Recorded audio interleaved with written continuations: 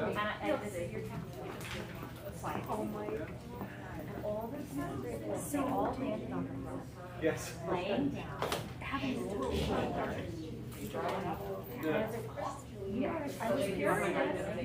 Yeah. Oh my God, that's so awesome. That's really And I'm just like, heart rate, accelerate on it, and it's worth what you do. Oh, because we made it the kids are still happy, even when they're sixth graders and they are way too. Yeah, and that class was pretty, I like that class, you know. They're a fun bunch. That was really nice. They're a bunch of.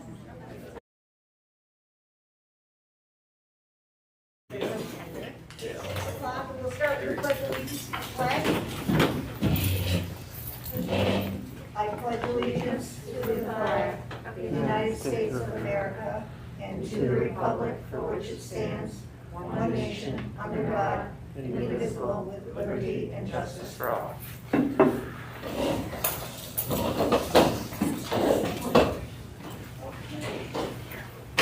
Good evening. I have one adjustment to the agenda this evening.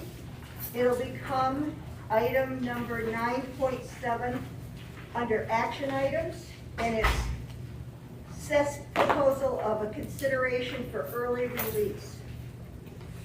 So that'll be 9.7. Can I have a motion to approve the minutes from our September the 14th meeting? So moved. So moved. Okay, may I have a second? Second. Okay, second by who? Kathy?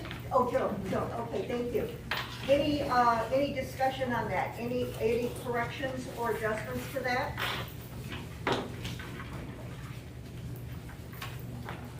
None seen. All those in favor of approving the minutes from September the 14th, raise your hand. Okay, that's unanimous. Okay, thank you very much. Old business. I'll turn that over to Georgia. She's going to give us an update on the status of masking. Okay, I'll try to speak up as loud as I can here. So, as of today, we do currently have a couple of students in quarantine due to outside exposure. We still have various schools with active cases in their buildings. And we did have a neighboring district that went remote last week because of cases in their building. Looking at overall cases in Franklin County, we're still at roughly 100 cases per day. And it did go down a little bit there for a couple days, but it's back up again. As of October 7th, there have been 2,910 cases in schools, in main schools, and 113 schools currently in outbreak status. So, based on this information, the administration feels it's best to stay the course. What we are doing is working. Any comments or discussion? Chris? Hi, I've been watching some of these pieces there. Thanks for the update with that. My understanding, the other district that had to go remote, they were not mask mandated. That's correct. So that scenario, if it had happened at our school, the 1 or 2 students that tested positive would have gone home. The rest of the students could have continued school. I believe that is because of the number of cases. Lindsay, feel free to chime in if I'm not on. I think that's an important distinction for people to understand. I do too. I believe that the reason that they had to go remote was because of the number of cases they had and because they were not wearing masks. You understand they had 1 7th grader, 1 8th grader, so it knocked out both of those classes versus the 7th and 8th grader sitting at home. So this is kind of where the CDC has a little bit of an upper hand. Right. With the schools that are not masking. And from what I understood from my understanding, speaking to a board member at that district, that the CDC took a very active role in that scenario because it went from 2 cases to 5, and they were gravely concerned. And their first day back was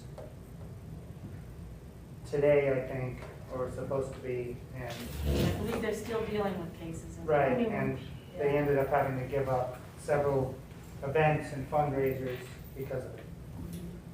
So I know it's not popular, what we've been deciding here, but it seems to be effective to keep kids in school. Yeah, I think between the masks and the pool testing right now, I think that, you know, I feel really good about the safety measures we have in place. And isn't it true in reality with the pool testing that we're doing, we're actually going from being kind of our head in the sand, ignorant about anybody? Because if we didn't do the pool testing, then we're just assuming everybody is negative. By doing the pool testing, we actually, in theory, create more opportunity for a positive test to arise versus no testing at all, correct? I believe that's the case. So, Well, and we're still tracking okay. Mhm. All right. I will make sure that the board has a weekly update when we do the pool testing. You know, I'll make sure that you guys are all made aware of the outcomes of that. And I think it's important that we can try to get as much as we can information without exposing Mm-hmm. individuals out to the community as much as we can. Thank you, George. I think I have a question or comment. I don't know how it's going to come out. When the first grade class had to go in to quasi quarantine, I was a little surprised that my child had to be restricted outside of school as far as her involvement, and I don't think that's in this handbook at all. And I think it should probably be added, because had to rearrange everything because I didn't know that. And no process was in this about the email that I received from Lindsay about that. Okay, that's a great point. We'll go back and review and then, you know, we did make some updates based on what happened, but if that is not in here or clear enough, we'll make sure and that is important communication. I mean, I'm sure that other parents as well would agree with that it should be, I mean, this is a pretty comprehensive document, then it was missing that huge component that they're not allowed to go to outside school activities. I think it's not that they're not allowed, it's just that it's not being advised. No, Is I that mean, correct, no, Lindsay? not really. Anyways, so when we talked about a couple times of what the quarantines looked like in the meetings as far as the SOP, and what would get you out of quarantine, I do think that we had mentioned it, and there was a lot of stuff, so I'm not saying anything against that, about how if you were to be a part of pool testing, or if we were wearing masks, that those were the things that would allow you to attend the school day and school-based activities. So there is a chart that we go by that is in, we can put it in there. I think I actually mentioned it to Georgia today. And it doesn't have anything in the quarantine part of that. I don't think it does. I was really surprised in that. It was I know that we have talked about it in these meetings because that's why we were really trying to stress either masking or people to get involved into pool testing, because those students who were part of the pool testing did not receive the same email that we received. Nope, it's still the same thing, because we can't, no matter what, if you're put into a quarantine, whether pool testing, masking, whatever, it's whether you're allowed to attend the school day or whether you're not. So if you are pooled testing, if you are participating in pool testing, then you can attend school-based extracurricular activities.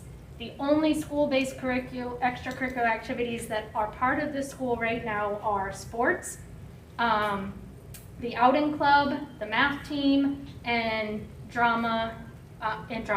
CIA, library, we transport to those places, but those are not school-affiliated programs. So those are not ones that we can say, yes, okay, it's okay for you to go to, whether you're in a quarantine.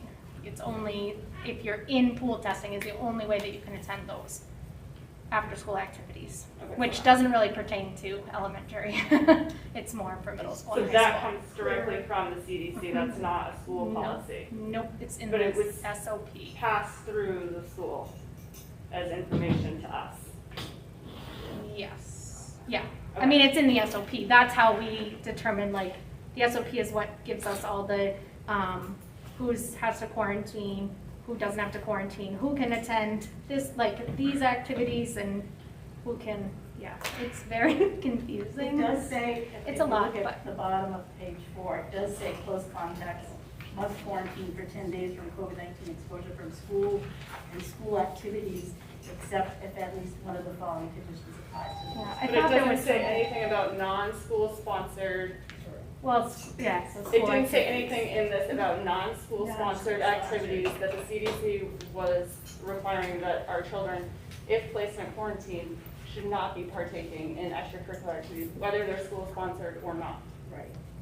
I think that's an outreach to the school, that's going a little too far, that would be, It was in an email that I received from the school about community programming. I understand, And but my I think child the school attended. can justify not sending you, the school can't tell you you can't send your child to a, And Lindsay, I mean, I spoke with you, Lindsay, and Right, you, got cut off. I know Yeah. exactly. you, obviously, we wanted to follow the guidelines and what was being And what set I forth. did say was, you know, because there were some parents who reached out and some that just chose to send their children anyways, and unfortunately I can't police that, and I made that very clear to the parents that But reached out. should the But- school be policing that altogether? Yes. Well, you can't, I can't, this, Very confusing.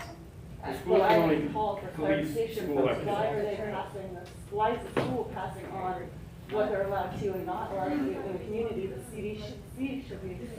but the directly CDC contacting us. isn't gonna directly contact Then it should be every. a non-issue, I feel like.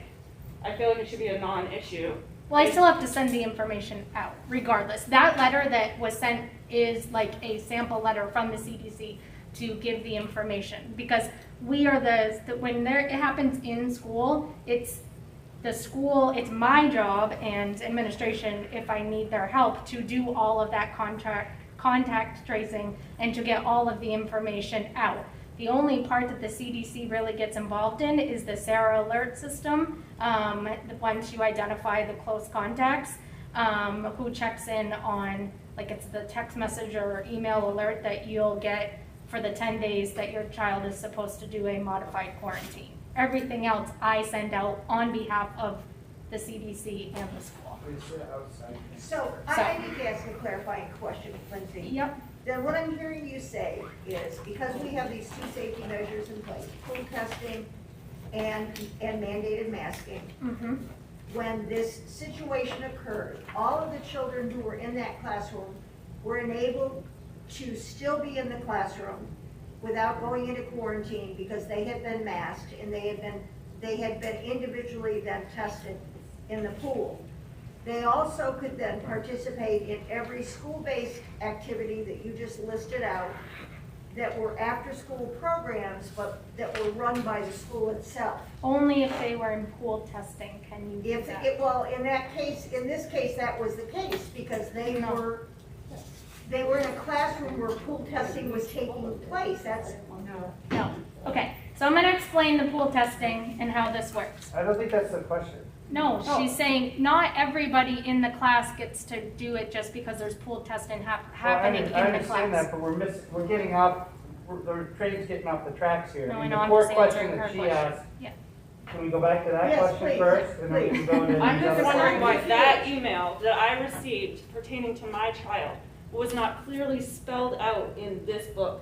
I had no knowledge of this information prior to receiving an email after my child was placed in quarantine. No thought, or else I never would have paid for soccer, I never would have paid for dance, knowing that there was a chance that I would have to forfeit that, 2 weeks of time in extracurricular activities because this was brand new information to me. Yeah, I mean, I think that's where, And I understand I could have sent my child to those programs and not even paid attention to this email. However, I don't want to be that parent that is It's not sending my responsible. child when obviously read the email and clearly Yeah. received it. Yeah, I mean, I guess that becomes a question of like, and look, we're all learning as this thing goes, so I think that's where we just gotta kind of figure out how to resolve this for future pieces. I think that's why you're bringing it up, right? Yeah, I mean, and Yeah, I mean, it's, We can just include it so that you can see it in there. I know. I also think it's a far reach for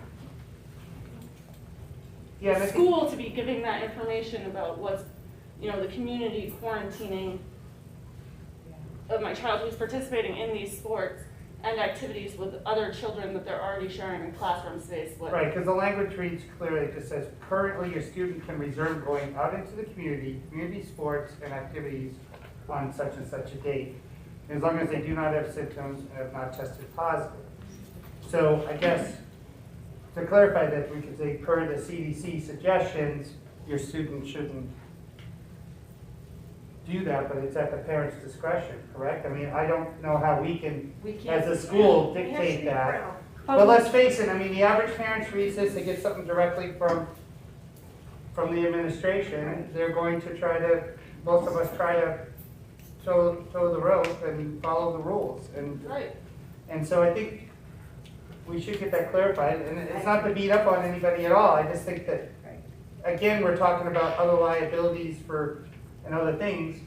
Those of us from the board administration, I think we just need to be careful in those pieces in our communication on that. So I would suggest, I think everything that's spelled out in here is fine, but I think we should probably just say, per the CDC suggested guidelines, your student can resume going out rather than, I would just add that part, so it's not necessarily directed from. So can I just ask a question? I mean, it's coming, these letters and everything has been sent from the DOE and the CDC, and this is what they're advising us to send out. So what I'm hearing you say is that you don't want us to include what the CDC is telling us to tell parents. I'm just asking. No, that's not not what it at we're all. saying. They're asking that. We're you asking include that information in the information handbook. should have been in Should this be handbook. included in this handbook so that people understand that when they get a letter that says your child's in a scenario where pool testing has found a positive case, but because they've been masked, they can stay in the classroom and they can participate in classroom-based extracurricular activities, but they should be quarantining. This is what I'm understanding, the CDC is recommending that they do not The MDOE participate obviously in just came from other, there. is that what the CDC is saying? Yes, so the Lindsay, is that what the CDC is saying? Yeah, I'm trying to follow because there's a part in there that's not correct, that's all. So I just want to clarify for you, Mary, Okay, that thank you. the pool testing is only applicable, that quarantine exception is only applicable to those who are participating in pool testing. Okay. The rest of them in first grade don't get that. If they're not participating in the pool testing, they don't get that exemption Okay. because the class has it. That's what I was trying to tell Okay, you so before. what you're saying is. Yes, if- I just wanna if clarify in that. a classroom, 5 out of 10 kids are pool testing. Mhm. And those kids get screened out as being positive because they all participate then on an individual test. Yep. Once a positive comes in. They don't have to quarantine because they're masking. The other 5 kids who did not participate in the pool test also can come to school because they were wearing a mask. Mhm. But the CDC recommends that they do not participate in That after the school extracurricular day, they activities quarantine. outside the parameters of the school day. Yes. Is that what you're saying? That is what the CDC That is what the has said. CDC said. Yes. Not Lindsay didn't say that. That's, Right. I did not say that. I understand that. But yes. I was trying to clarify Yes. this. So there's 2 things we can pull out of this lesson of the situation is, 1, we should quote the CDC and MDOE in any of our literature we send out to parents. Right. So that it's clear the authority that's providing it. And 2, some kind of a blanket incorporation into the handbook that says, per our guidelines, we will be following the CDC, which I think we've covered that part, but I think the important thing is to think about, this is the biggest problem we had all through COVID, is that one. how do working parents deal with their children? And when there's an on-field call, which has to be made with this from time to time, that parents are aware of what the replications are going to be. And I think that's all really Joanna is trying to say is, let's add this to the handbook, because until this happened, I wasn't aware. And if we get more of these, parents should be aware so that they can plan. Say, look, we're suggesting for the guidelines that your kids sit out everything. That's dance. Yeah, and I can understand where you're coming from, Johanna, because obviously you've signed your kids up to have all of these extra activities that are enriching to them in their lives after school, and then all of a sudden they've got a quarantine. And the thing is, I didn't have any prior knowledge to that until I read this email from the school, that was going to be a consequence of me not selecting pool testing. Clearly that was of me not paying attention, that was one of the side steps of pool testing. Well, I think all of this, I think even with pool testing, and Lindsay, in fairness to you, you've explained this to us on many, many, many occasions throughout the course of this conversation about us figuring out what safety guidelines we want to have into place. There's still some confusion about pool testing. And so if we're still a little bit confused, and we've had the opportunity to have this conversation on numerous occasions, I can understand where parents could still be very confused about this. Would it be worth setting up a policy? Go ahead. Joanne? These activities, like dance and soccer and the library and some of the others, the school actually provides transportation for. And advertising. So what action does the school take to notify those venues of the COVID status at the school, so that then those people who run those activities are able to make an informed decision about how they are going to handle the students who are coming to those activities? Like, what are we doing to notify those places? One of the things we did after having our first positive case in the building was we reached out to those, to those venues and let them know that we update on our website, and we have health updates. The problem with these all of the after-school activities that's going on is from day to day, their numbers change, the ages change. It changes on a daily basis. You might have a student going, Monday, Wednesday, Friday to CIA, but Tuesday going to dance, Thursday going to Owl Club. So it's a lot of pieces to juggle, but one thing that they can do is if we have a new health update, they can access that information. How do we So update they this have to nowadays? do it they have to go to your school website. There's no other way that they get notified. Is that what we do for snow days? Or do we contact these groups when there's a snow day or cancellation of school? I'm not sure how that gets communicated out for snow days. Snow days. I don't believe we. It's on the news. It's on the news stations. I'm just saying, Radio. That's would also it be a great burden on the staff if this daily update was sent out to these leaders of these groups? I think it's important. I know a couple of those leaders I consider are dealing with immune compromised situations, and I think it'd be important to get that information out so they can make an educated decision. Well, a phone call. Yeah, a phone call, or can we have the staff Email. capacity No, to we do that? No, we don't. That's a lot to ask. Okay. So when- I believe it's a lot to ask.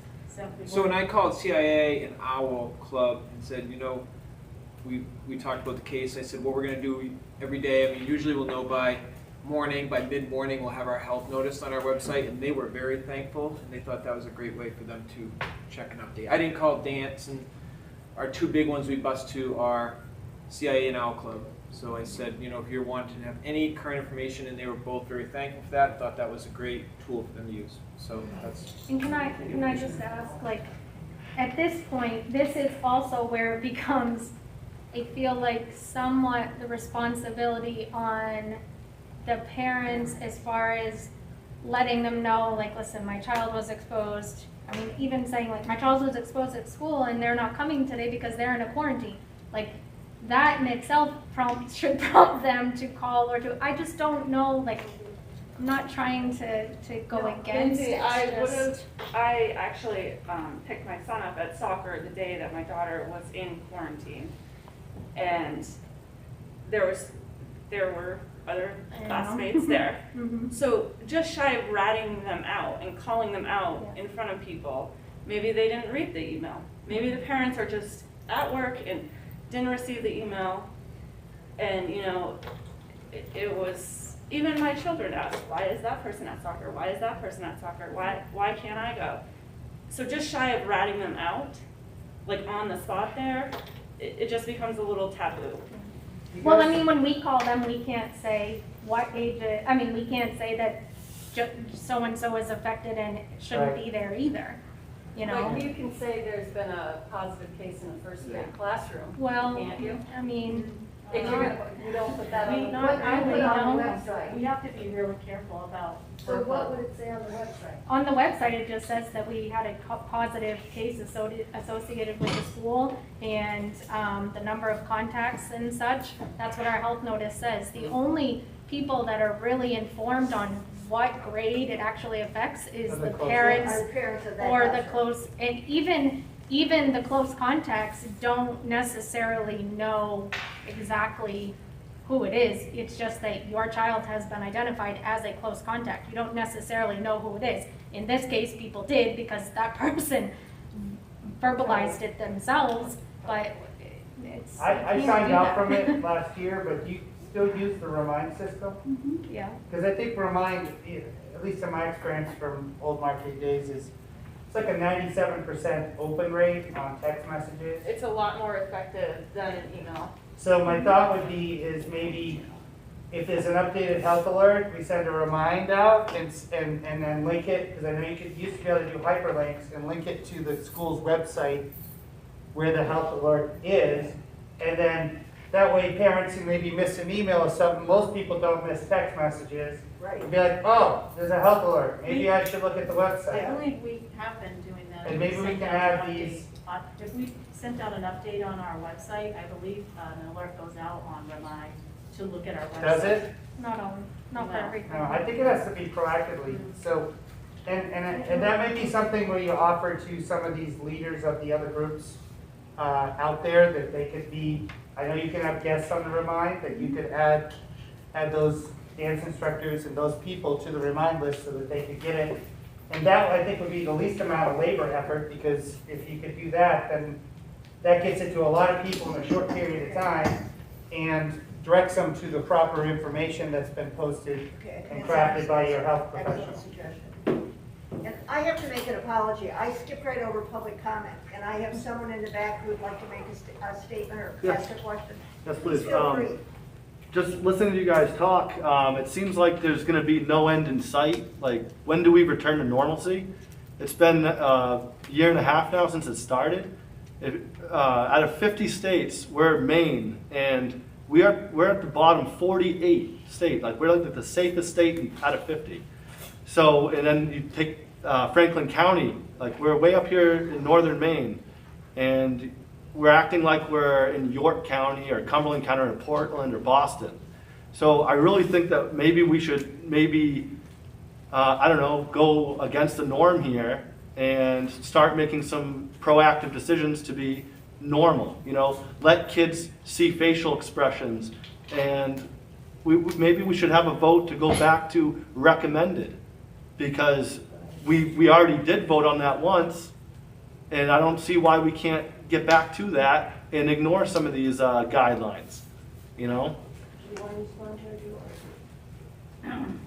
I think that I mean, all of we're us, just- will- we're I ju- think we're just- all of, I think all of us want to get back to normal. Yeah. I don't think there's a person at this table that wouldn't like to be in a situation where our kids could walk in the door without a face mask No, I on. get that. Everybody Every wants day. it, but no one's But- making decisions to do that. But the reality is, right now, we're looking at as many factors as we possibly can to make a determination about when that's a safe decision for us to make.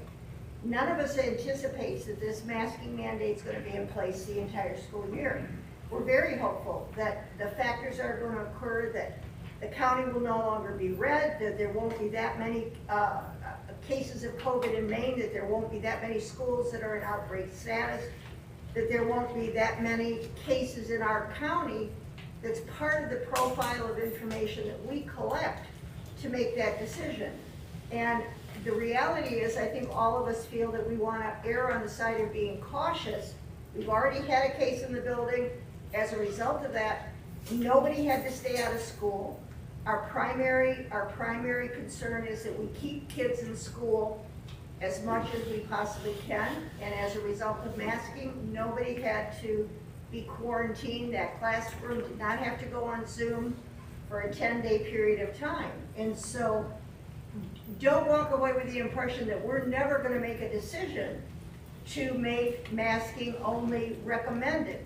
But at this point in time, given the factors that Georgia has identified, we're still in a position where we feel that mandated masking is an important thing for us to be doing. Okay. Do you want to respond maybe to what I've said? Did you have another comment? Yeah, the school bus thing, I mentioned it last school board meeting. Here we are trying to teach our kids logic. You give them a paragraph and you try to make them have logical conclusions to this stuff. And here I am, if I take my son, load him up into the car, drive down the road, wait 10 minutes for the school bus to get there, even a kindergartner could say, well, gee, Dad, you could have just drove me to school. So really, it's a moot point. The school bus is not an option for me. And I feel like, as a taxpayer, I feel like it should be an option. It should be available to all kids. And it's not an option to me because it defeats the point there. So I think we should talk about school buses because, there's options we can do. Get some short buses, have a couple more drivers or something. Oh, we love that. We would love Yeah, that. You can I- find something. Tom. Really, honestly, in Massachusetts right now, I don't know if you've seen the news, they've enacted their National Guard to drive buses because there is a national shortage of bus drivers. Yeah, well, then they sit on a school bus for a little bit longer. I don't know, but it should be an option to everybody, or maybe it shouldn't be an option to anybody. Maybe we everybody have should just. bus pickup points in the community instead of stopping at each individual house. No, we do have bus I know stop you do. points. Yeah, we do. And I think in some situations, because of the size of the bus that we have, we don't have safe places to turn around, which is why we have to have bus stops. Well, they used to pick up my nephew on Harold Ross Road in the past, so they can turn around on my road. We do everything we can, Yeah. but if it becomes a safety issue for us, the transportation director gets to determine where a bus turns around. And if the bus can't turn around in a safe place, then we have to figure out a point of pickup. Yeah. So that's kind of where we're at. with that. But we can talk about the bus later. So, Johanna, are you at a place where you got clarity to the questions that you had? for Yeah, I just, Lindsay? like Chris had said, I think the information just needs to be a little more comprehensive in this book.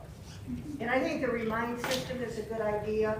If that can happen automatically, then parents are far more likely to access a text message than they would be the school website. Your point being that they might already be at work. I think that's a valid consideration. So we can explore that and make sure that happens. Okay, great. All right. Let's move on then to, I've got a couple more updates I just want to make you aware of. Okay. We did go in and update the handbook. You all should have a new revised copy of it. And we did add some language on page, you'll see the highlighted language on page 1 around masking and the proper way to wear a mask and yeah, and then we did on page 5, we added a positive pool procedure for for communicating out. Families who have had a child in the positive pool will be notified by 7 a.m. These families need to come to school at 7:30 for an individual student rapid antigen test. Testing will occur at family vehicles in our main parking lot. So as these families are being notified, I will be notifying the board when we have a situation in the building. So does that mean they won't be able to take the bus that day? No. They'll have to come in, they'll have to, if they're typically a student that rides the bus, we will communicate that out beforehand, or as soon as we can. But- Would you allow, because of the bus issue, some parents leave work early, would we allow the school to let those students come and test earlier so parents need to drop off because some rely on that? I think it's, yeah, if it's extenuating circumstances, then Yeah. I would be willing to meet them Just earlier. a start thought, my day maybe earlier, start it's fine. earlier, that's just a thought, I'm not trying. We just did 7:30 because it's really the contracted time to start, but I have met parents already at like 7:15 and staff members or whatever needs to be done, so. Maybe you can do it as needed, just put out in the notice, if for some reason you can't, you need prior to that to reach out to the school. Just a suggestion. Yeah. Thank you, Lindsay. Yeah, so, I mean, the rest of the language kind of speaks for itself. There's a positive individual test found from antigen test. Families will be notified, school personnel will begin close contact tracing, and a public health notice will be emailed to the RLRS families and posted on the school website. No positive individual test found. So if we have a false positive come back, then, we would send communication out to those families to let them know that, that we didn't have a positive within that, and they would be tested the following day again. Is that correct, Lindsay? Yes. Okay. And then if there's not, it just goes forward. If there's nothing that comes out of that, you just resume your We would normal. just resume the pool testing the next week. Yep. But the point here being that we had a situation where some board members were aware that there was a positive pool test because they happened to be affiliated with children who were in that classroom, but that there is a procedure in place so that everybody will get a notice, so that you'll know if we have a case in the building, you'll be getting an email that morning, so that you're not caught by surprise that something's going on in the building and you weren't aware of it. That'd be great. You have something else to, Georgia? No.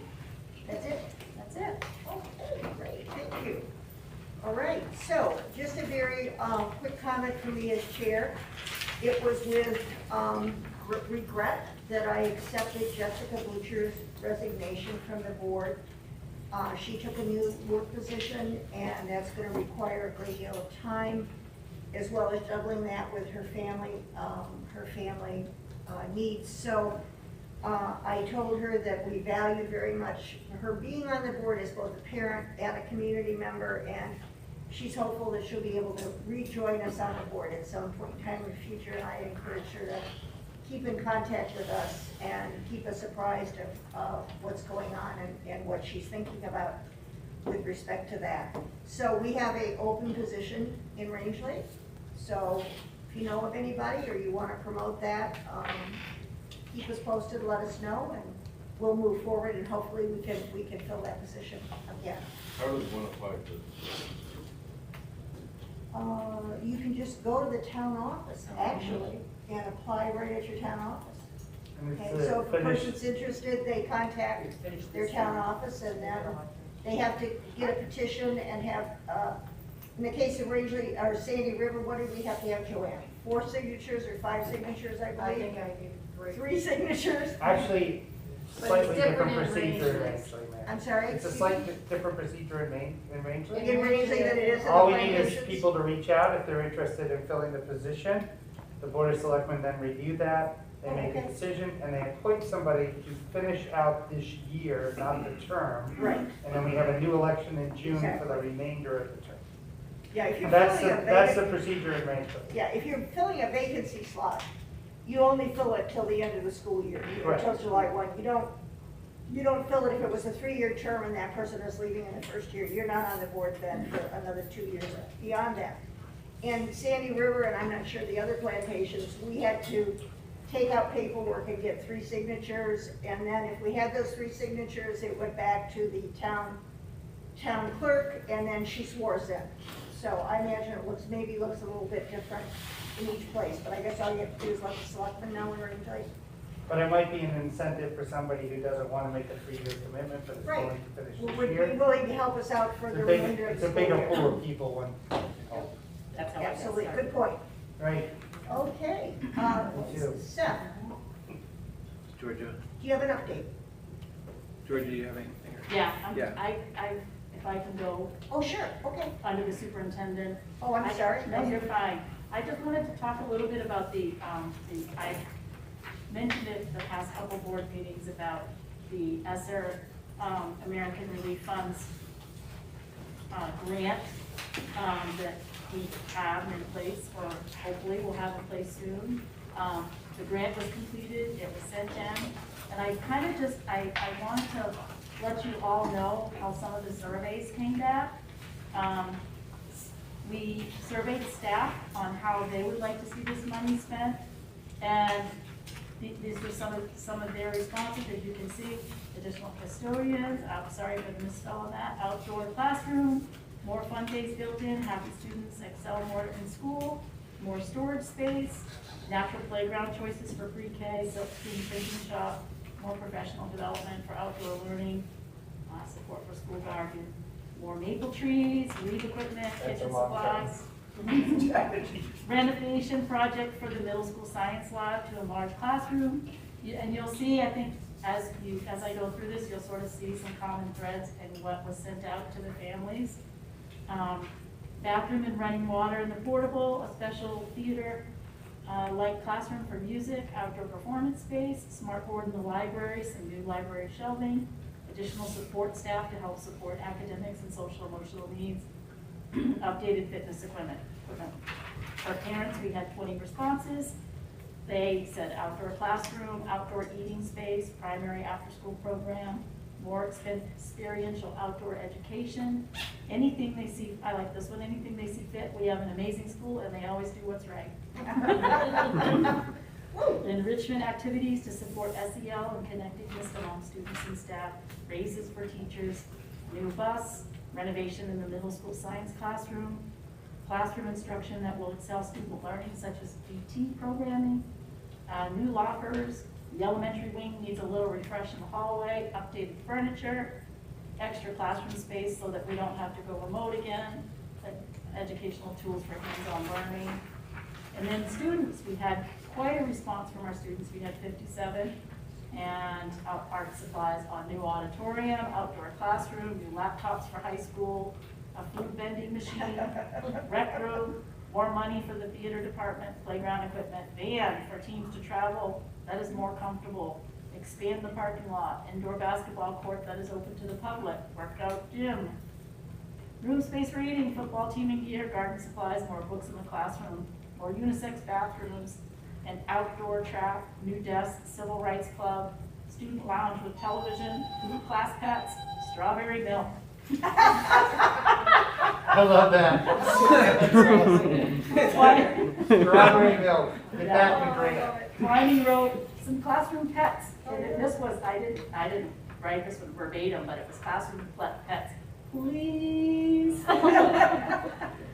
New basketball court outside, more swings outside, money put in our baseball and softball fields, and new uniforms. So there were some very thoughtful responses, and I just wanted to make sure that those were heard, and that people know that we do read this information and we really do take it into account. So, Can I ask a quick question? Sure. What's our largest team that traveled together for their protocols and everything like that? it would be What's that? other. How many middle school soccer, so how many kids are in that? Was 19 and 15? Yeah, something. But like your average sports teams, like your basketball, is that under 15 or under 20? Most, do you have any team Under over 20, 20? no team's over 20, no. Nothing. Gosh, we have a team over 20, Chris, we're really doing good. I'm just kidding. But the girls and boys travel together. Yeah, they do travel together, but yes, a single So you pretty team, much fill a bus under the 18, protocol, yeah. right? Mhm. But I get it for like the small, like the ski teams or the golf team or whatever, it'd be kind of cool to have.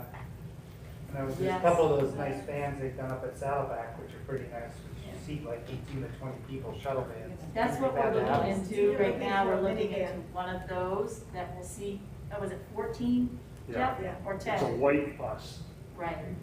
so you have the, And then our parent can get his license and be the school Well, bus the other driver advantage for of them that on is you don't small need a special license to drive it, correct, Jeff? correct. So that really loosens that up in terms of smaller Gives you a lot of groups kids flexibility doing on, activities like, and college meetings. tours, trips, spelling bees, things where soccer has to have a bus because of the number of kids. Right. But, sometimes it rains on Tuesday, so next playable's Wednesday, but you also have another event going on, and now Right. someone's told no, or it's hard to reshuffle these, so it just will give us a lot more flexibility.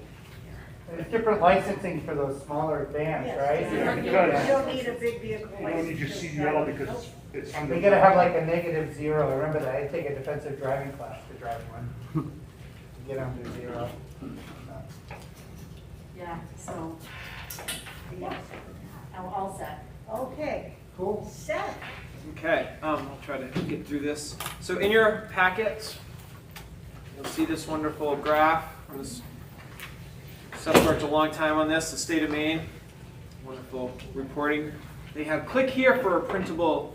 I hope everyone has it. I was trying to stuff these in after Wendy did. The state's printable version did not work, so I created my own with their data. So basically what this is, it's ELA and math data. The first page is all the grades that had to assess in the spring, 3 through 8 and 11. This is right from the DOE site. Do you not have one? That's all right, I'll grab it, hopefully it's in my other folder. You had a lot in there, Chris. Probably. Um, I'll leave it at So the first page is all grades together, and this is right from their data. So, if you look at us, we had 70% of our kids at or above the average percentile. The state average is 63%. I mean, the numbers are pretty clear. 68% math, 54%. statewide. Huh? Oh, I'm sorry. That's statewide. Yeah, the bottom numbers are all state. Then on the pages that follow, I just broke it down by the grade spans that assessed. 3 through 5 literacy was 59. The state was 61. That is the only area in the entire thing that we dipped below. And I think given the disruptions that we had, we're still pretty close. The 6 through 8 were solid. 75% for ELA, 64% for the state. On the last page, remember, as you go into this, the groups get smaller. So the third year high school kids, like 14 kids in there or so, maybe a couple.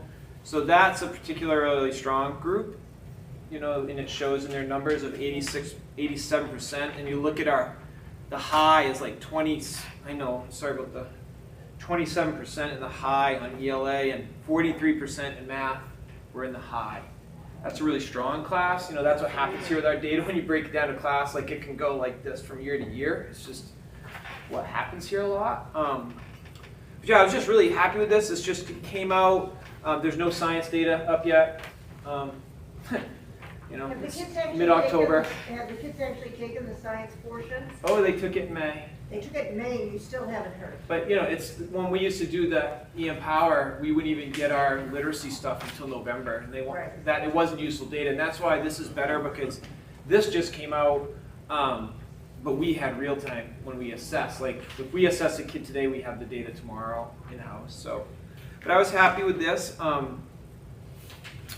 thought we did well. I think we had a good test session. Our kids bought in.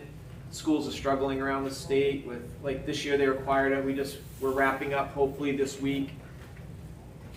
Most of our kids will be done now, the new required fall test session, which we just assessed in May, end of May. We have a required session after a month of teaching. I don't know what that was really all about. But yeah, if there was any questions, this is really all they had on the state level. This is what they give you right now. The interactive reports, a lot of them are still under construction. Yeah. Seth, just a quick question. How does this compare to the national statistics? Because I know nationwide, kids really lost a lot of academic gain because of remote teaching and those kinds of factors during last year's COVID situation. Do you happen to know what those I think there were losses in literacy, there were losses in Well, math across the board. Yeah, well, from just the 2015 norms to the 2020 norms, without COVID, nationwide math lost points, like that moved back, it set back on the norms. They haven't re-normed because of COVID. Okay. I can compare, like last spring, I presented our data compared to the national norms Right. for the spring.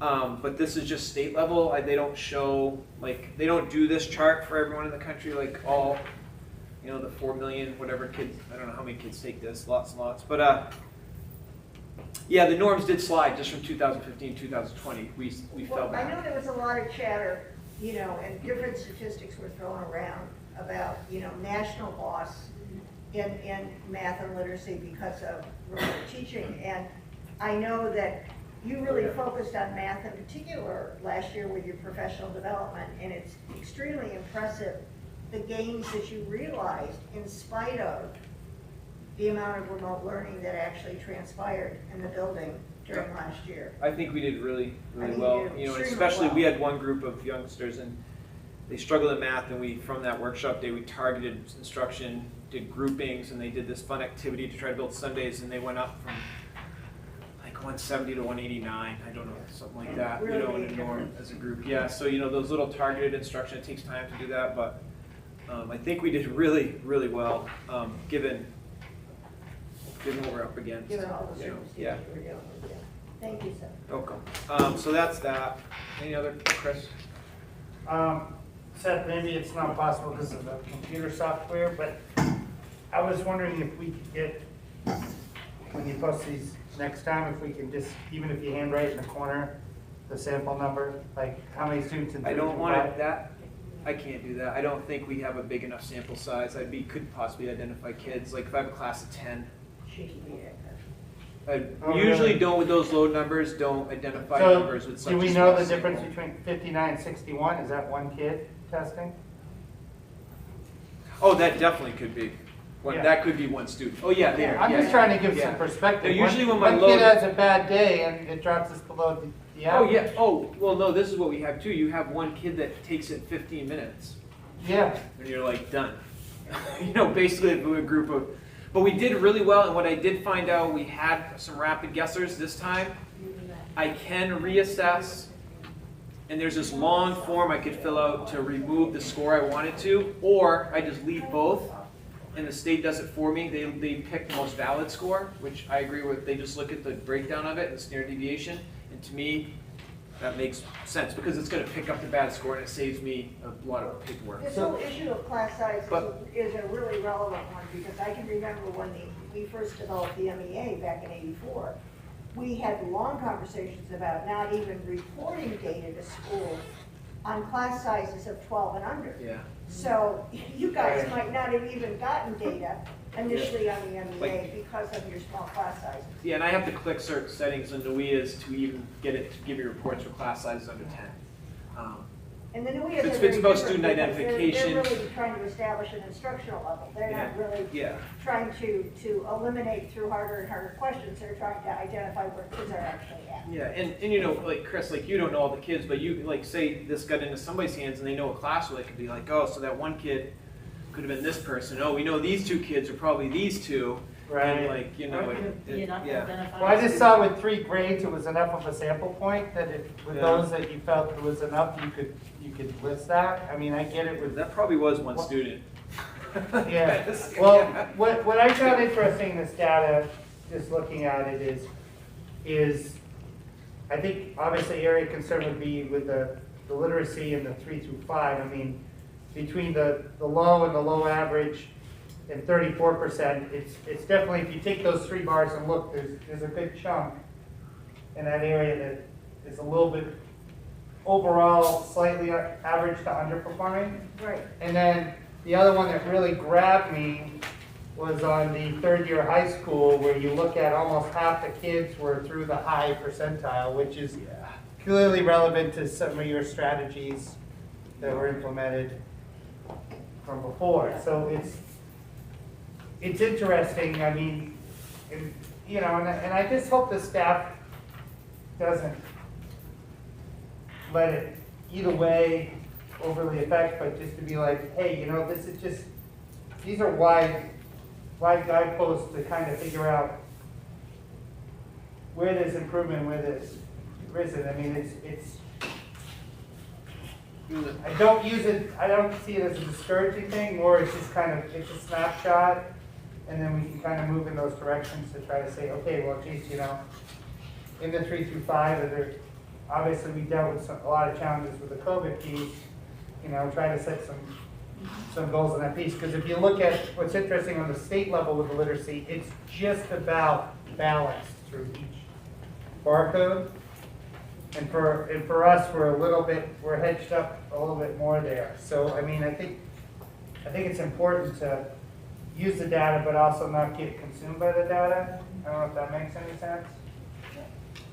I think you can walk away from this, Chris, by saying in general terms, the trend data is up, the kids did well, you know, and the good news about NOEA is that those kids that fall in those red and orange bar areas, they're not just walking away with that score, but they're also walking away with an identified instructional level that also targets what teachers should be doing. Correct. With recommended teaching strategies to fill in those gaps. So it's far more valuable than simply an MEA score that says, okay, a third of your kids don't read well.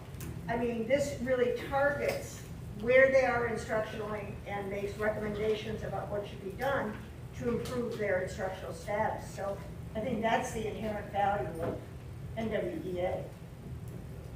Would you agree? I mean, Yeah. would you agree with that sentiment? Okay, so like I said, wrapping up our fall testing, so sometimes in the future I'll have that. The project, what it's been dubbed in the high school, is going great. You know, I proposed this idea, and they've really taken it off with it, and they're working really hard, and they're holding me to my task of the things I promised them. You know, we're grant writing, we're finding, we found a couple grants to apply for. They've done 2 field trips. The last one was to, what was the name? It was an organic farm. It's Mrs. Crandall's sister. Rustic Root Farm, and we got pictures. And they are going to do a presentation. They've been taking tons of pictures, but the kids are like hands-on, like working, getting dirty. Today, I gave the Tuesday time was for them to work on the project. They were developing rubrics. Each class, each teacher and their content has a score in their respective grade books for the project. We're going to make it a course in the second semester. Like the first quarter was like, let's find out what we want to do. Second quarter, develop the idea. Third quarter, really get to work. Fourth quarter, we want to have, like you bring an intercession back for the 9th and 10th grade to build their projects. So they really took off with it. It was a big ask. And the teachers are putting a ton of energy into it. And I think it's going to be a really cool thing this year. And I hope it moves forward, like it's going to build. So I'm excited about that. The middle school, I talked about something similar with them. I think it's going to happen a little bit later in the year. They want to try like a humanities unit to start. Maybe not everybody at first. A lot of these projects are humanities-based, ELA and social studies, and like math and science kind of pick in if it's appropriate because it doesn't always fit well. Like math teachers are always scared of these. I remember I'm one because you're like, come on, who's content time? You know, but where you can fit in, like, oh, let's read some graphs today. Let's do some data analysis. So that will come. One thing that I'm really happy with the middle school is how they've structured it. Here the last period of the day is not just a study hall anymore. Okay. They broke it in half because I wanted the kids to have like, you know, with the project and everything, like something to shake it up a little bit, like keep it fresh, what's going on here. So that end of the day, you have ELA lab, you have math lab, there's regular study hall. I believe there's a book group going on. There's gifted and talented. I'm missing stuff. On Friday, they might go outside and play ultimate frisbee, chess club, writing club, and they just seem to really be enjoying that. The kids are getting their work done. They're getting the interventions. Like we're having our first round of meetings right now to look at data, and so the kids are getting put into labs for the extra math, extra ELA. So I'm really happy with that. I thought Brittany really worked hard with the team to develop that whole plan. Where am I? I need a board member for the wellness committee.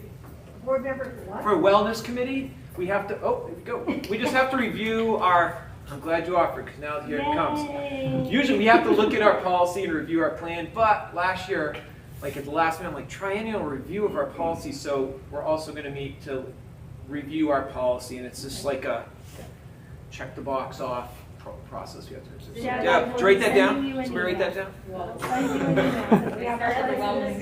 down. Okay, just one last thing because it came up. You know, curriculum work right now mostly is supporting people, like working with the high school team, supporting the project, working with the middle school team. I've started to do some, like one of our goals in our comprehensive need assessment is priority standards. My goal right now is to work with the K through 2 team. It's a lot of work. And I'm spread pretty thin, so I'm looking at a team approach to it with the leadership team. Because it takes a lot of work. You have to meet with individual teachers. Like, I took about 3 hours on kindergarten math, and I took it from 22 performance indicators down to 8 that we need in our system. But that work takes time, so I'm picking away at it. I'm working. I want to get K through 2 done, 3 through 5 done, 6 through 8. There's been more work done at that level. So it's easier to get it done, have some results, to get that on our website. Because I will say, you know, everyone's like, oh, at first I started looking and not many schools have this. Like a few do, but even like RSU9, you click, like I want to try to see their curriculum. So I'd be really excited to have something on there that parents could go look at. It would be a communication piece. It would tie into our report card. Those, the priority standards, are what we'd look at when we're looking at NUIA data. So, yeah. Seth, I Yeah. would love it if at some point when you think it's appropriate, you know, when you're sort of at a culminating point with this high school interdisciplinary project in particular, if you would do something for the board Oh, absolutely. with students and teachers to sort of showcase and show us what that actually looks like. The I teams think work. that would be terrific. Oh, it's definitely going to happen. I've been asking the team, you know, taking tons of pictures. They're going to, at some point, maybe at the end of the quarter or so, Okay. I'm going to ask them if they want to. I told them I would do it, but I think it'd be better if they come. I love it if the kids and the teachers participate. Also, the middle school humanities project you're working on, if we could have a showcase of that at a board. Yeah, that's going to be like, probably, that'd be like second semester when we talk to the beginning of the Okay. year. It's going to take a little bit more work. So, yeah, that's all I have. Great. Try to keep it short. There's lots. Okay. Okay, committee reports. Let's start with policy. Kathleen. Oh, I'm sorry. I apologize. Student rep. There's not much going on. It's homecoming week in the high school, so kids are dressing up. They're going to do a Halloween themed dance next Saturday. Golf and soccer senior night is this Saturday. We're playing St. Dom's. The musical's coming up. And there are pictures of the farm trip hanging up in the high school wing. I just thought of that. They're hanging up in front of the history room if anyone wanted to look. Nice. There's just a few of them, but I noticed them today. So where's the Halloween dance going to be? Is it going to be here at the school or? They don't know yet. They're going to try to do it outside, so we don't have to wear masks. I'm not really sure. I'm not on student council, so I don't really know the rules. Mr. Libby might want to see that Have they proposal. decided on the principal they're Just saying. It was originally Cinderella, but they changed it. it was going to be Cinderella, but it isn't now. No, it's Yeah, Little it's Shop of Little Horrors. Shop of Horrors. Okay, great. That sounds terrific. And they will be performing it with face shields Yeah. so that you can see their faces as opposed to wearing masks. Terrific. Okay, I haven't missed anybody now. Let's go on to policy. Kathy? I just have to take this off. That's okay. As it is, I'm going to think from the opposite. We met on October 6th, and we got a lot of work done. We still haven't gone to try and update the latest years, which is 2018. And I'm a little ahead of myself. Anyway, as you can see, we have a few motion action things, so we'll do that. And that's it. And we're going to be changing our meeting day from Wednesday to I'm hoping a Monday. But we have to make sure. Monday at 3, and would that be the first Monday of the month, Kathy? Be the first Monday of the month, or Tuesday if we can't get everybody. Okay. I'm hoping it's Monday, because I have some important stuff to do. Thank you, Kathy. Absolutely. Finance Committee, Mr. Farmer. Yes, finance, we had another eloquent, efficient meeting. It was with 30 minutes or less. And we just discussed some basic policy procedures, reviewed the snow removal bid, which we will be voting on under 9 months. And it seems like Roxanne, Sheila have got a good group going on. Yeah. Yeah, I think they're, I think it's, Where's Good. Roxanne from? she's from Vermont, She's from Vermont. and she's been doing this about 20 years, so they fit right in. They She seem to worked be, in central office in a big school system in Yeah. Vermont. She's doing a wonderful Interesting job. point about her, is she's had only 2 jobs in her whole life. And the school district that she worked for was, as you said, she worked there for quite a long time. But they have a place in Rangeley and wanted to, reside here, as many do. And she's gonna be great. She's gonna be wonderful. yeah, I'm impressed. I think it's good energy with her and Sheila, and they're working very well together. And Roxanne's made a few suggestions, and seem to be Big shoes to fill. working Big well. shoes. And we got our reports well in advance of the meeting, which was great. Not that we didn't before, I'm just saying, she's been sending out the reports and doing those pieces. So I think it's going to be a great transition.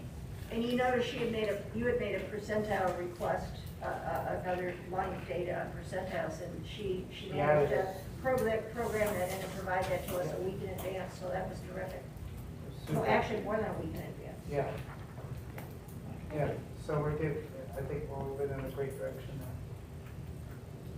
Thank you, Chris, appreciate it.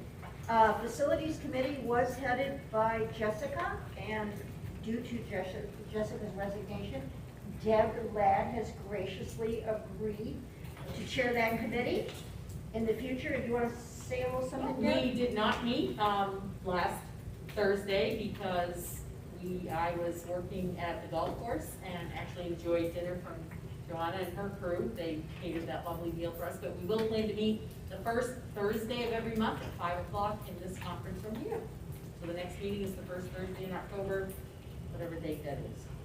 I will mention, because Any November. November. Deb might not be aware of this yet, is that Sheila and Roxanne sat down and took all our information from the prior piece and have summarized everything onto 2 pages instead of 27. So I think that'll move things along with Deb at the helm And next meeting. at this point, who all is on your committee, Deb? Do you have enough people on that I committee? think we do, yes. Okay, all right, great.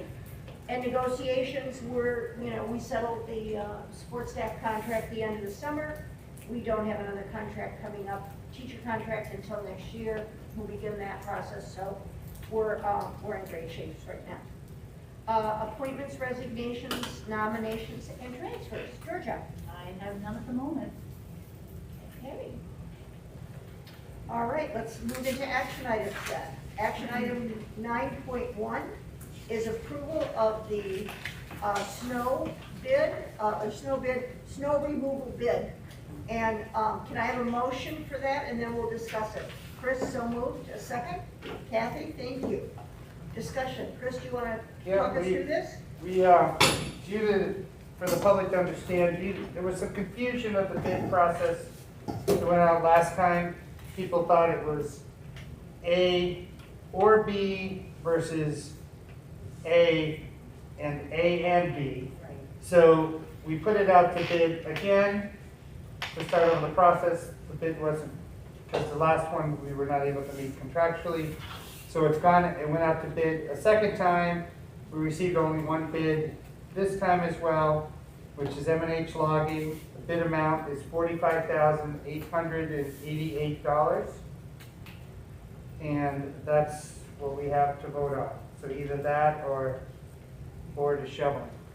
Yeah, right. Well, we have a snowblower. If everyone has a snowblower, we can line up and think we were talking about that. And Chris, essentially, what does that contract cover, just so people understand? That covers all the snow removal for the season. That covers the sanding, the plowing, the sidewalks, the walkways, and everything that is outlined in the The detailed roadway, the scope of parking lot, service. the egress, all of Yes, that. the egresses, all those pieces.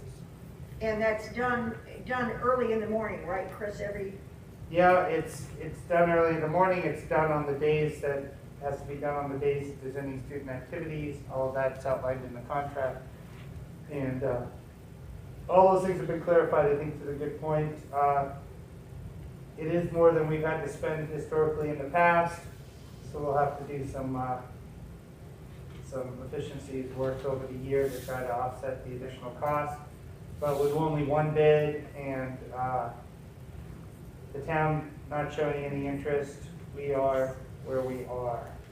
And you feel that this, you expressly feel that this falls within a very reasonable price point? I think it does for this the work? scope of services to be done, the equipment and what it costs for fuel. Right. For those of you who haven't been paying attention, oil's gone from 40 a barrel to 80 a barrel, and no sign in sight. Those of you who look online, I know Mr. Koo has somebody post every few days, every tick up, and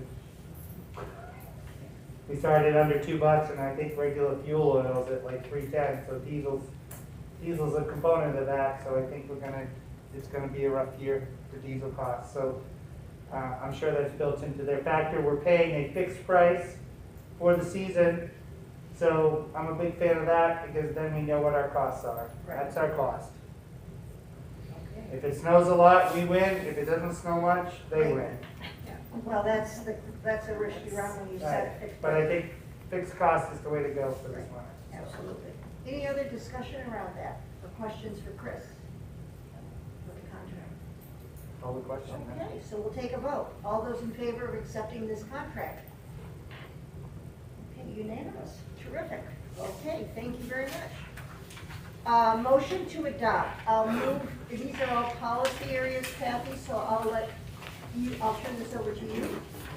Okay, the motion to adopt policy GBGB, also known as, I think, ACAP or something like that, is workplace bullying. It's a new policy put out by the state. It's required, so we just accepted it verbatim as we got from them. So moved. Second? Second. Okay, all those in favor of adopting? Okay.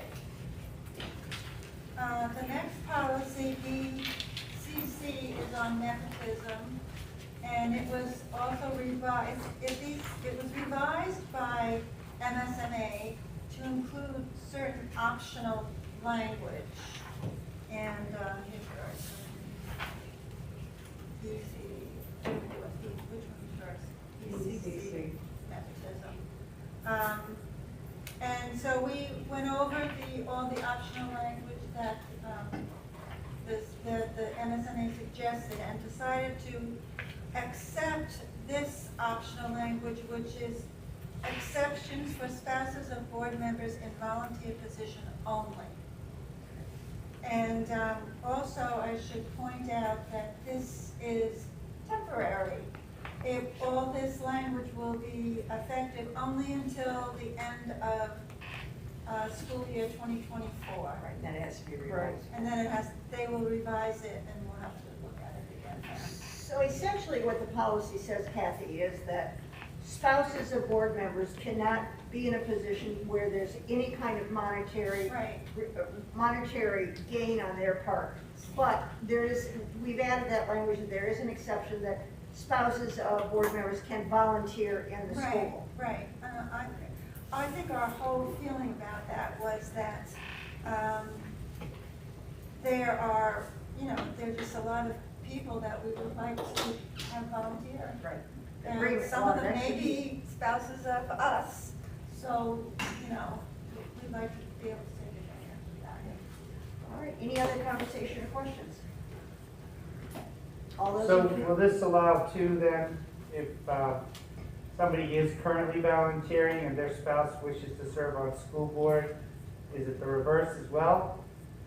Because we ran into this in the past where certain people didn't qualify for school board because of different things, so I just wanted to find out. Well, I think If the reverse of that would be the case. Say someone's already volunteering and somebody decides to fill the Rangeley position, is that going to be allowed? There's a separate. As long as No, I there's no think that- monetary, as long as they're not being paid in Right. any. Right, so if they're taking a stipend, then that's not. Yeah. Yeah.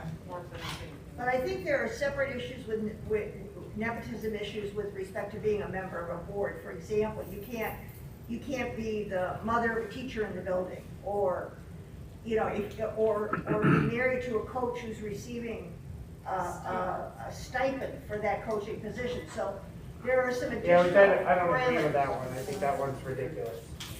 Well, I'm just saying, there, in our policy, But there are you saying that additional- that's set at state law, or that's not set at state law? That's set by our rules?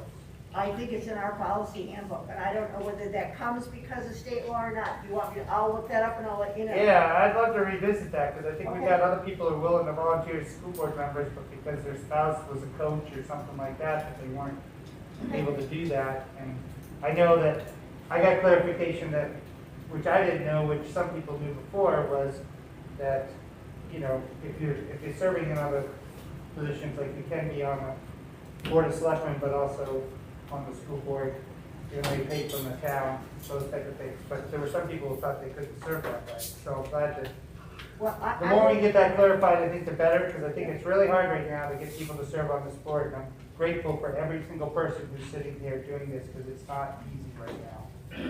It's And not I'll very look much that up and fun. I'll see whether it's MSMA driven, whether it's state law driven, but we'll have an answer for you. Is anyone opposed to looking at that? Because I think the whole, like, if you coach part-time, that precludes your spouse from being a school board member, I think we should look at that. I do believe that the new law does allow for some of that, but it was not recommended by our attorneys Yeah.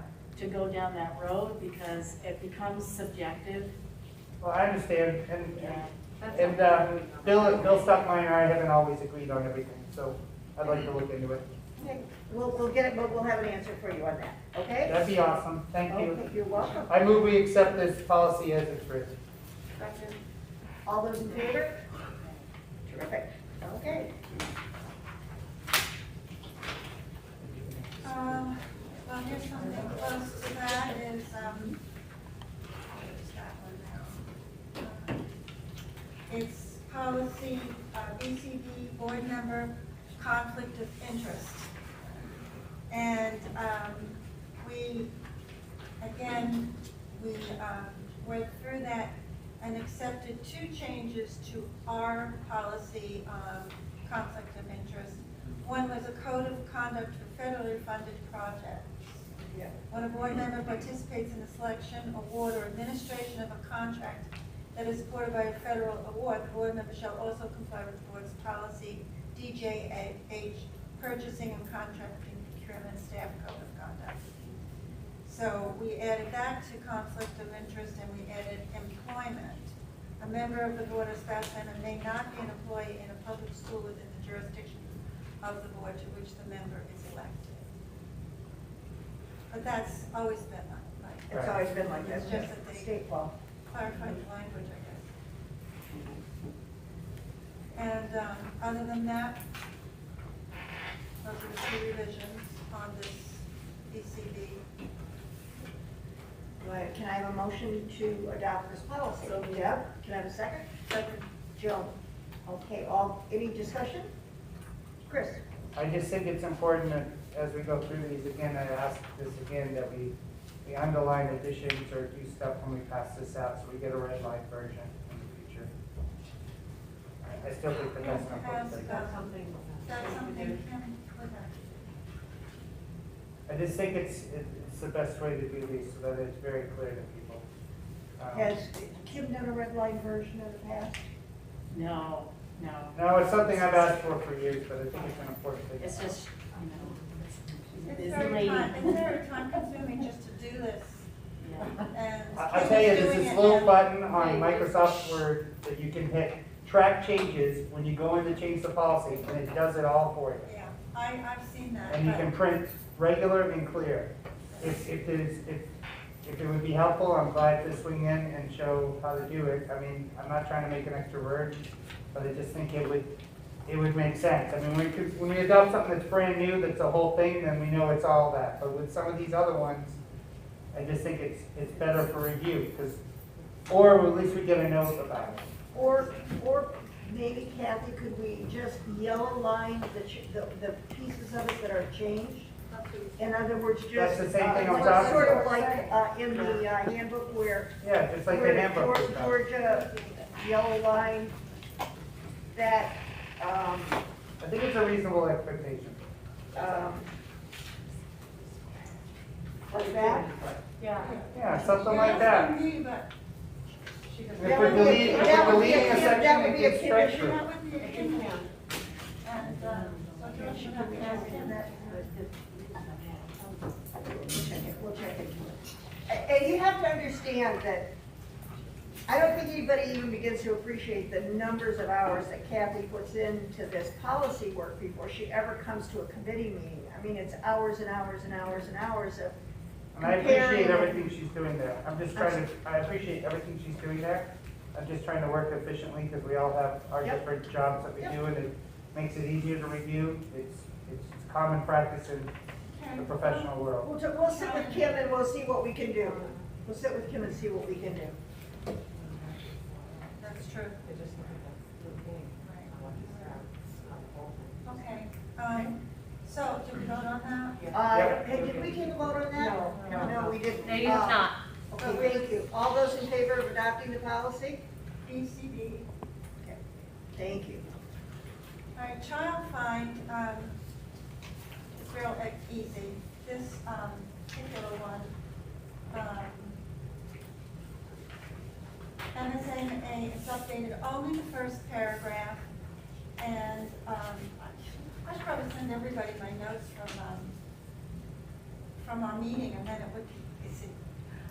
But they've only updated the first paragraph, and what they updated was they increased the age to 22. Yeah. And that's it. It used to be 21 and now it's 22. And that's required, and it's state mandated, State the law. 22 years of age. Yes. Second sentence, after it says of age 22 and, it should be And who who? are in need of special Right. education and support. Got it. Or is it who? I think it's who. Could be whoa. Could be whoa. Right. Could be whoa, yeah. That's the only thing, just getting in line with state requirements there, that nothing else has changed. I move we accept it with the proposed typo revised. Richard, okay. I'm sorry, I I make just a motion I had a sidebar, thank you. So you make a motion to adopt the policy. Accept it Second, with the thank you. proposed typo revised. Right, okay. Woe to who? All those in favor? There's another typo down in the bottom. Oh, okay, Sorry, wait a minute. where it says Where is it? regional school uni, it just needs to be a T. Oh, So yeah, it you're says right, unit. UNIT. Yep. I think what happens sometimes when these documents get scanned in, the scanner drops Yeah, letters. they were saying that, they lose a letter here and there. It's because sometimes it's a font change and. Yeah, it just- and then sometimes it reformats it, it drops letters. There's an extra line space on page 2 as well. after There's an extra what? Missing, there's a space in the line in the paragraph. Where? To format it. Maybe there's an extra space. Oh, yeah. Yeah. even so- Oh, yeah, you're right, there's a line Okay. skip, okay.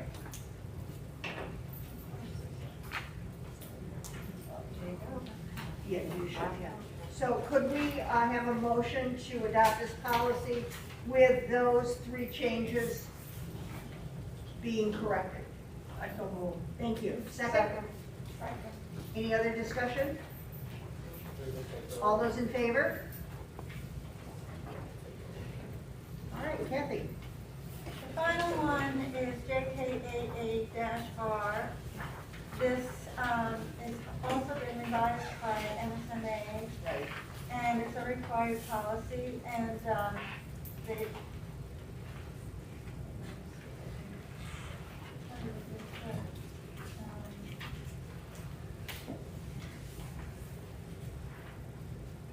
Anyway, there were so many changes on this, we decided to just accept this whole policy as they sent it to us, rather than try and make all the changes, because it was driving us crazy.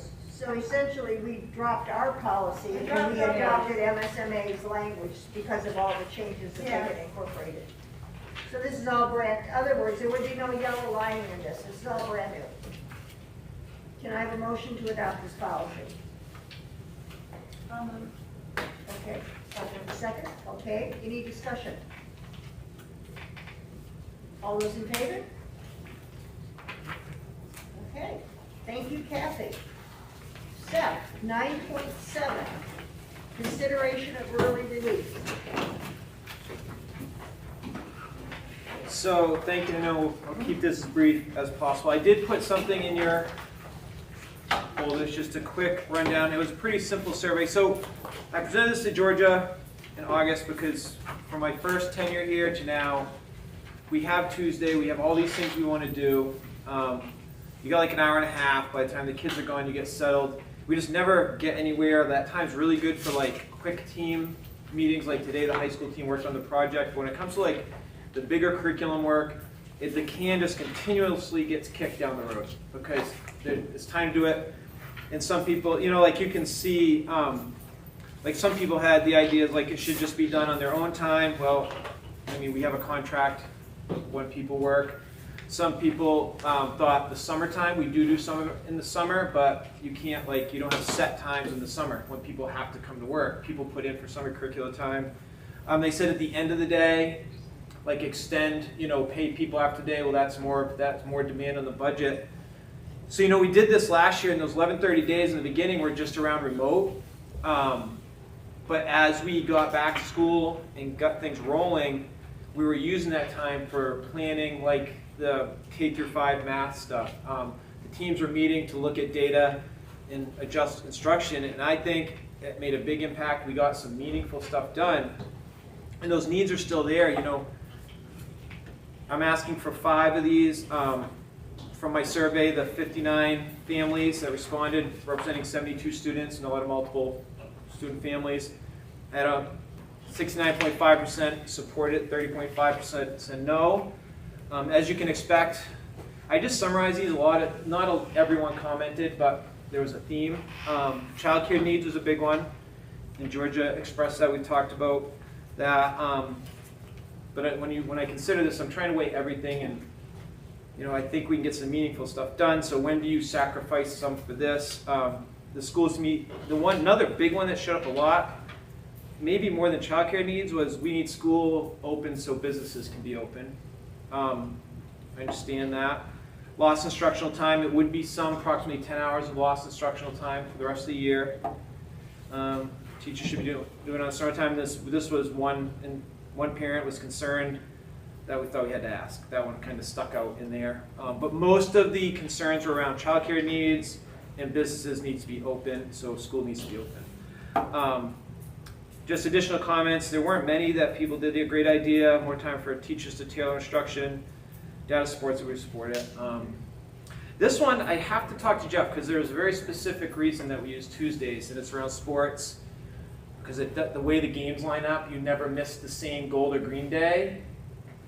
So one parent was like, could you move these, if you didn't move them to Friday, it's less, they felt that would be a less of demand on some families because you could structure your weekend around it. That would take some work, I think. And if it worked last year, I support it. You know, I know this is a big ask, and honestly, I'm kind of breaking the norm of what anyone really does. We've kicked around the idea of a couple years of like some places have gone to a 4-day school week, you extend the day, it saves on transportation, all this, but it is a big ask, it's outside the box.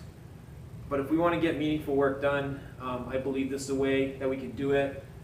We'll still, like last year we did 11:30, you know, we run shorter classes, you get your content. I don't know all the answers for the childcare issues and keeping businesses open. I'm more thinking about what my job entails, I guess, with the curriculum piece and supporting instruction in the school. I just think we could get some stuff done, and it's stuff that needs to get done. And you can, like in the past, we've done release time in the day. So you're pulling a team of teachers to go work, but then you're filling those classrooms with substitutes. So basically you have childcare. They're doing sub-plans, but we all know that's not always a perfect world. Yeah, so that's my ask, and I thank you for letting me just So can I share have a that. motion, before we discuss this, to accept Seth's proposal of 5 Tuesdays that would be extended from, instead of 1:30 release time, 11:30 release time. Mm-hmm. Joanne, did you raise your hand? Oh, I'll You, Joan, okay, thanks. Now we up for discussion, questions? Chris? I got a few. First of all, Seth, I commend you on trying to come up with a way to get focused on the curriculum piece. I think that that's one of those things that always gets set aside. There's not so many hours in the day. I'm not opposed at all to this or the concept. I think it would be important for us to get some feedback back of results.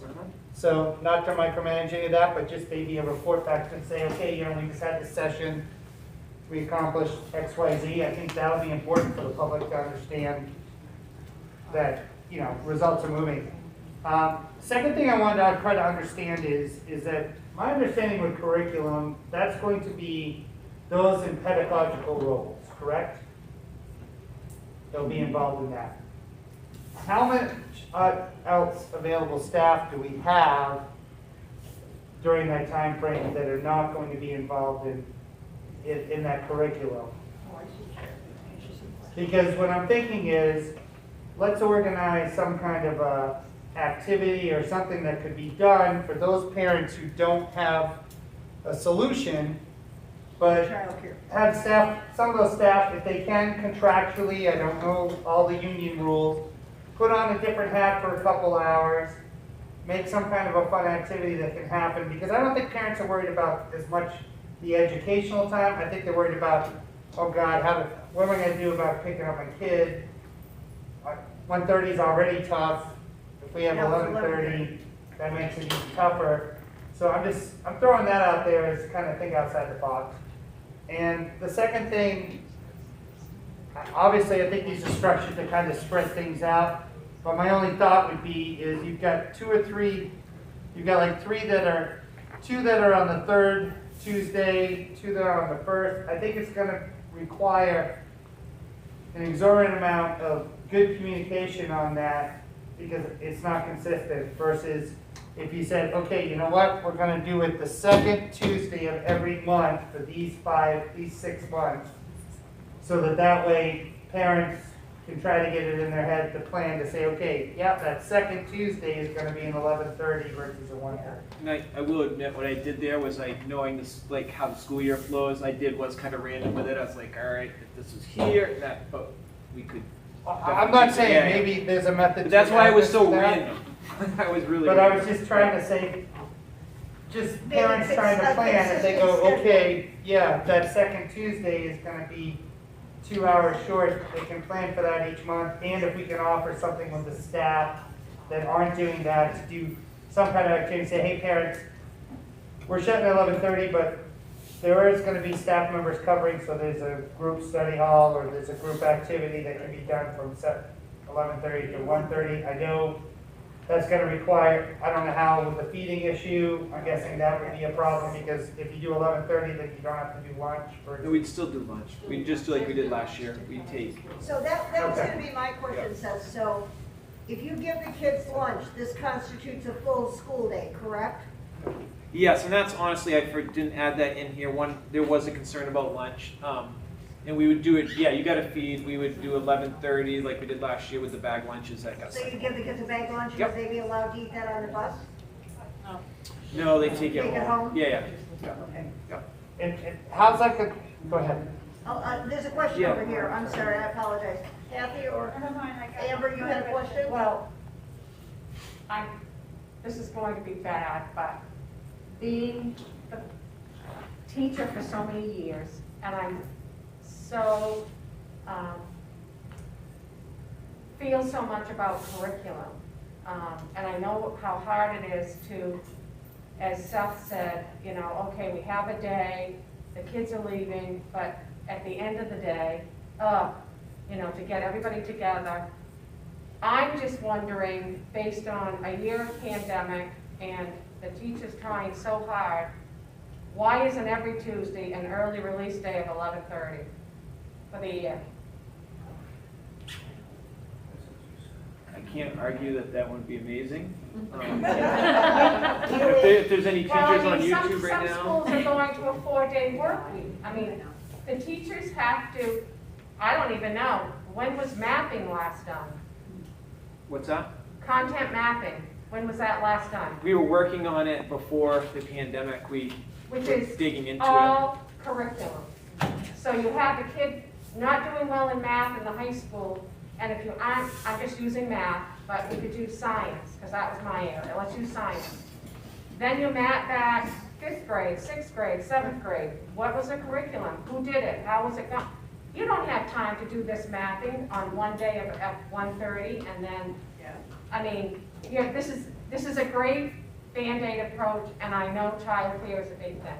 But as a teacher, it would be great, and that's probably why so many schools after the pandemic have gone to 4 days a week. Because they see their scores, they see their curriculum, and the teachers are trying to do curriculum at 1:30. Joanne, you had a question or comment? That's just my thought. Have you ever thought of it? Yeah, well, I'm all for this, but it was a lot of, I don't have that paperwork. At one point I looked at every Tuesday, and it is like basically almost a week of additional planning time, like 37 hours or something. I'm sorry, I would have had that, but yeah, it is a lot. Will all the teachers be required to participate in this? And will this be structured time, or will it be free time where the teachers meet in groups and? Yeah, so my goal, so like what I said with the normal Tuesdays, there's a lot of like little needs that get met. So sometimes on a Tuesday for that hour and a half, I call it teacher directed. I go around and check with every team, and they might be planning for like the project or doing their RTI meetings. On these, I would have a set, it'd be like a half-day workshop.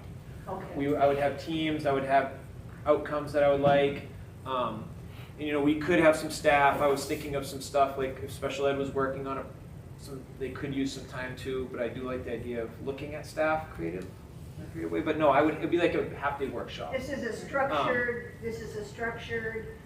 experience for those teachers where you have articulated goals, and you have a scope of what you're going to accomplish, what your focus area is, and everybody participates. Yes, and I'd want outcomes, you know, and it is because as a teacher, when you have Tuesday sometime, if there's nothing structured, you're quick to like gobble that time to like, oh, I'm going to plan, but this would be, I would open up more of the regular Tuesdays for those like team level things, and then these would be structured, like maybe middle school, high school working, vertical teaming. I could be meeting with, you know, it might be a good time for me to meet with the 2nd grade teacher if I have to get, because in 3 hours we could do a lot of damage on some priority standards, I think. We could also have, Seth, you could also report out Oh, at the absolutely. following board meeting as to what was accomplished on that previous Yeah. So, Tuesday. what data are you going to use to make a determination on what actually is the content that's covered in these sessions? Well, right now, one of our big goals in our comprehensive needs assessment is our priority standards. So that would be one, but that would link in with NUIA data. So like, if I was working with the K-5 team on picking the priority standards, I might have the high school team doing like a data dialogue like we did last March, and you know, looking at our test results, where are our weaknesses, where do we need to do some additional work. And you know, like, but it could be like the high school team, I could see them as we come to the mid-year of using a 3-hour thing for planning the project. You know, like, how are we going to move forward with this? Because that's a lot of, you know, those asks of me are a lot of work too. Yeah. And as Amber was saying, if you've got a deficit area in your NUIA data and it shows up at the high school, it means it started in the middle school, and you need to map back down into the grades to really make sure that your curriculum is lined all the way up through. Yeah, How do you vertical address that teaming. now? What? How do you address that now? I'm sorry, Joanne. How do you address that now, she said? We did last year with our one workshop day in March. You know, but I even have a goal sheet from that workshop day that I've been meaning to come back to. But it's like, you get an hour and a half, and you got to get teams all together. It's hard. And in the past, To really get a chunk of work done. yeah. And it's a reason why this keeps getting, you know, as curriculum coordinator, I'm like, why are we still here? Granted, we did make a switch. We went to a different curriculum framework and came back to one. I'm like, why is this not getting done? Like, it's work, but we should be able to get this done and use it. And I think comes down to time to work. Because the other thing is, like, we have this perception of teaching profession is, if we're not caring for kids as like the child care, or have kids sitting in front of us, that teachers aren't working. And there is a lot of work that a professional can do when kids aren't in that classroom, and it's valuable work because it transfers directly into the classroom. You know, but that's a perception. I think that's just. Joanna? Seth, would it be more effective to have 2 additional workshop days in the school year? That elongates the school year? And it Because affects this counts teacher as a student day. Yeah, and it impacts, like, that would be something at a negotiation cycle, maybe, you could work in more days in the teacher contract. But how's that different if you took 7 days and you? Because this counts as a school That's day, a so they school- feed them lunch and they're here You're, to have you're, that. It happens you're every getting, school day. the kids are in school for part of the day. I would assume. But if you don't come, yeah, you have to extend the school year. So some of this is driven Together. by our contract chase. Yeah. Oh, I would love to have full days, but we would have to pay for those full days, extend the school year to get 175 days. So This- contractually, this is a workaround. So the work, yes. And So you, the but you work- get kids in, like, when we did it in 11, the kids are still coming to school that day, you shorten your experiences, they still get that day of, they're going to the math, they're writing, they're reading, and they're still getting that. And the 2/1/32, 3/22, those 2 dates, are we doing Ski Tuesday? Is it still Ski Tuesday? Or is it gonna be a different? Yeah, can we day? just move these all to February and March, and I would go 100% for it, please? But I mean, I'm not, how much of your staff, are there any of your staff? so that's that actually an participate in interesting Ski idea. Tuesday? That's actually a really interesting idea. I'm 100% for that. I think you'd have a home run for that. That's You actually- put all those Very 6 days on the Ski Can I come back? Tuesdays? Okay, I think it's getting, When did they leave for Ski Tuesday? What time did they leave? Did they leave in the olden days? In the olden day, well, last year they left at what time? Do you know? I well, can't do no, this right homeschool. now. After one. So they, whenever. They went up whenever. Some Yeah. kids went up for the whole I'm day. feeling like maybe this is, I don't wanna do that, like, at this, like, I don't know when Ski Tuesday, I love that idea. I'm all for that. It works- How about I will if we, vote for how that about if we tie So all the these idea together? is that if Can we we table do this it? on Ski Tuesdays, people can have. Can we just- Ski Tuesday, yeah. Let's cut the sidebars for just a minute. Yeah. Could we cut the side conversations for just a minute? I think what Seth is asking us is if we approve of 5 extended Tuesdays on a regularly articulated schedule, so parents are clear about that. These other ideas, which I think are very creative ideas that could be measures to save parents who do not have the flexibility with scheduling, could be looked into. But right now, I think what we're being asked to vote on is whether or not we're willing to give teachers 5 extended days. I don't think that we can vote on this until we have some answer to the conversation. I like that idea a lot. I So you never want even. Why don't we table Yeah, this? let's table it until Seth comes up with feel this better on if we Tuesday. tabled it. Okay, Yeah, I would feel better Alright. tabling it because there are some pieces in here that you have brought up that I want to tie up. And I here's really, what I would ask. I The didn't questions that you even have think individually as that. board members that you want Seth to answer, email him with those questions so that he's in a position, are you comfortable waiting until the November board meeting for this decision? It just Yeah, removes no. the 11/2 date, that's the only. Yeah, no, the work can get done, and Okay. I've heard some things that I think would alleviate. I think yeah. I also think the optics are important. Oh, I agree. Especially if we say, okay, this is going to be curricular time and dedicated. Now, you can't control what your staff does, but kind of encourage them, if there's a bunch of social media posts during those same 3 hours, people are gonna be like, And you know, I I mean, I just think it's important, and I mean, some of it should go without, but not everybody thinks through those issues, and if some people find that insulting, I'm sorry, but I've seen it on other things, and I think Well, it's I important. think you can find out about Ski Tuesday. but I would ask that Yeah. you funnel your questions to Seth. And then he'll be prepared to come into the next session when we discuss this, to talk about that. We'll table this until our November board meeting. So, I'm can I have okay a with that. motion to that effect? I move the table. Okay, second, Kathy, all those in favor? Okay, thank you very much. Thank you. Okay, we have one last piece of business, and that is a need to go into an executive session. To enter an executive session regarding a personnel issue pursuant to 1 MRSAA 5046A. 405. 4056A. So moved. Excuse me, why don't we need the conference room? We get a second? Oh, yeah, do I have a second? Second. Kathy, All in all those in favor? Thank you. Okay.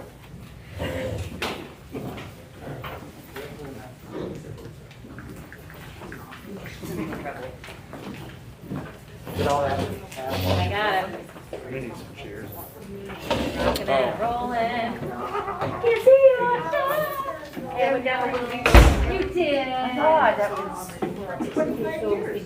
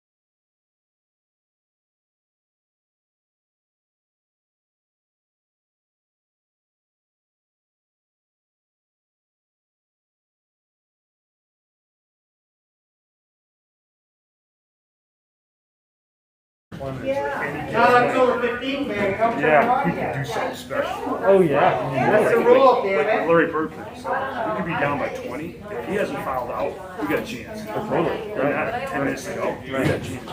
If he can bring it back, Rocket Clemens. Then you can shrink out the school. Any given night. Can I have Motion to adjourn. We have to reconvene first.